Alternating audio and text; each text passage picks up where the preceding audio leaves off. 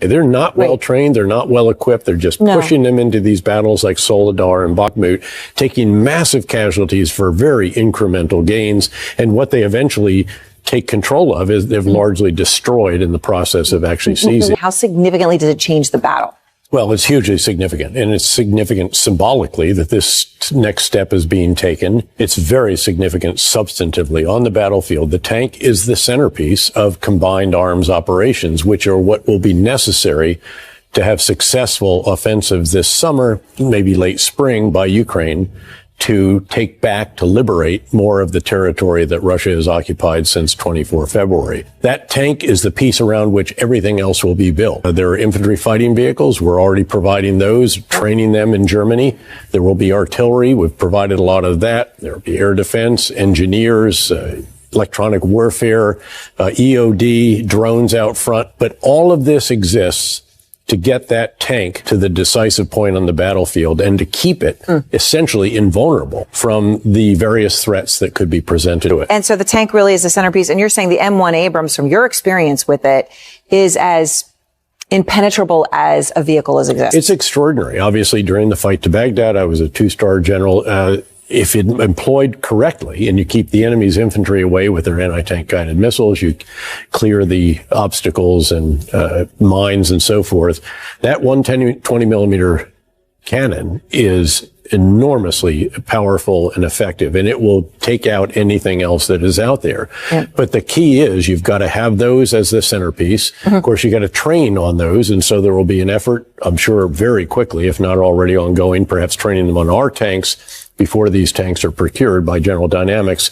and then the others that are going to come, the Leopard 2s from Germany, Poland, and the other European countries that have them, as well as the Challengers. And again, this is only a third of what it is that Ukraine would like to have in a perfect case. This is quite a powerful, this is a lot. This is multiple battalions, probably 2 brigades at least of armored and mechanized infantry forces with all of the other elements around it.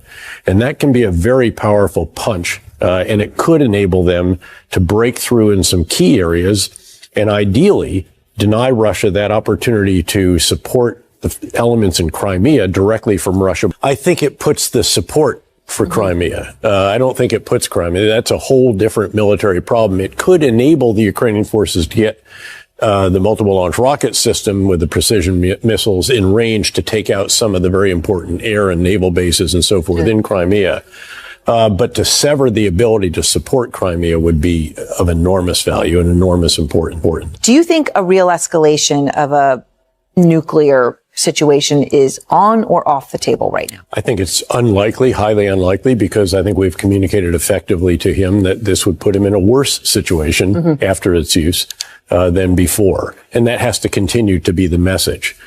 Look, we have to do everything we can as quickly as we can to enable Ukraine to show Russia and to show Putin that this is not sustainable, that this war is not sustainable on the battlefield, where they've already lost 8 times the soldiers they lost in nearly 10 years in Afghanistan. And also, by the way, through our financial, economic, and personal sanctions and export controls, which we need to tighten further to show Putin it's unsustainable at home. He's actually doubling down. He's just announced, and his Minister of Defense has confirmed that they want to increase the size of their armed forces by 150 to 200,000. So trying to get the military industry stood back up. And again, we have to convince him that this is not going to achieve the progress, that this is going to be a losing proposition, because until then, there will not be meaningful negotiation. There is not going to be that kind of support. And these lines have been drawn very, very clearly by President Biden, the NATO Secretary General, other leaders of NATO countries. We should be doing everything we can to enable Ukraine. By the way, keep in mind that Ukraine, a country less than 1/3 the population of Russia, has out-generated forces. In other words, it's done better at recruiting, training, equipping, and employing additional combat capabilities, supported by, $27 billion just in arms and assistance from the United States alone, as well as others. The M1 Abrams tank, the U.S. main battle tank, it's much heavier than the others. It's a good 10 tons heavier than the Leopard 2, the German tank. It's much more difficult to maintain. It's a jet engine, basically a turbine, 1,500 horsepower turbine surrounded by armor. The spare parts and all the rest of that, the diagnostics are very, very challenging. That said, if giving 14 tanks, say an armored company's worth of tanks to Ukraine, allows the Germans to provide Leopard 2 and, as importantly, to approve the transfer of Leopard 2s that other countries have, Poland, the Baltic states, Finland, some others in NATO that have those, then I think it's very much worth it. And I think it's time to get on with this, frankly. This is another one of those pivotal moments in Ukraine. The battle lines have been pretty static. Russia has been making incremental gains at great cost, but they're on the offensive. We know that Ukraine, they've said that they are planning an offensive for the spring. If they're going to have competent and capable combined arms capabilities, so not just tanks, but also infantry, fighting vehicles, artillery, mortars, air defense, engineer, close air support, etc., you've got to train for that. Some of that is ongoing right now at our training base in Germany. Tomorrow is the hugely important gathering of the coalition that comes together of NATO and Western countries to provide arms, ammunition, and assistance to Ukraine. I think it would send a very important message for us to say, look, if giving, again, 14 tanks of ours to free up the Leopard 2s that other countries want to give, Poland is eager to do that. And by the way, many of those will be replaced by the M1 Abrams tank ultimately.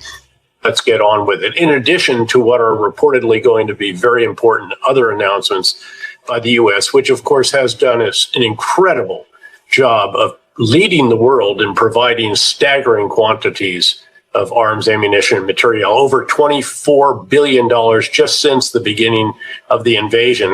And this seems to me to be a pretty modest increment in that, yes, it's a strategic decision, but we should get on with this.